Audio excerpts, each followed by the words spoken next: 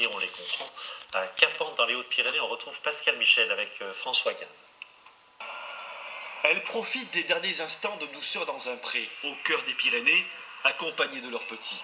Des agneaux de quelques jours, quelques heures, quelques minutes. Celui-ci vient tout juste de naître. Voilà, ça c'est notre réussite et on est émerveillé comme un enfant de 2 ans ou 3 ans quand il veut y offrir son premier cadeau à Noël. C'est la même chose, c'est notre cadeau là, de chaque année. Et voilà. Dans quelques minutes, le nouveau-né se dressera sur ses pattes pour prendre son premier lait. Juste à côté, ce sont des jumeaux qui viennent de voir le jour. Ça vient de se faire, on l'a laissé tranquille parce que, tu as vu, regarde, ils sont encore tout mouillés. Eric les attrape par la patte pour les mettre à l'abri dans la bergerie. On va la rentrer, on va la mettre dans un parc à part. Les deux vont téter. Il faut pas les séparer. Non. Nous, notre maman ne nous a pas laissés.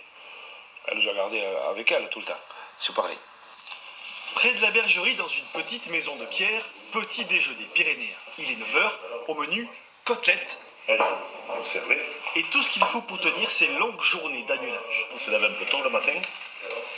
Donc après, il faut nourrir ses hommes. Des fois, il y a des annulages qui se passent pas très bien. Il faut aller voir les brebis dans les prés régulièrement. 3 fois par jour, au moins. Dans la bergerie, c'est une véritable nurserie, une petite cour de récré peuplée d'agneaux de tous âges. L'hiver approche sur la vallée de Campan. Dans quelques semaines, l'agnelage se poursuivra à l'abri. On est en zone montagne, on a même haute montagne. L'année dernière, on avait 80 cm, mètres de neige.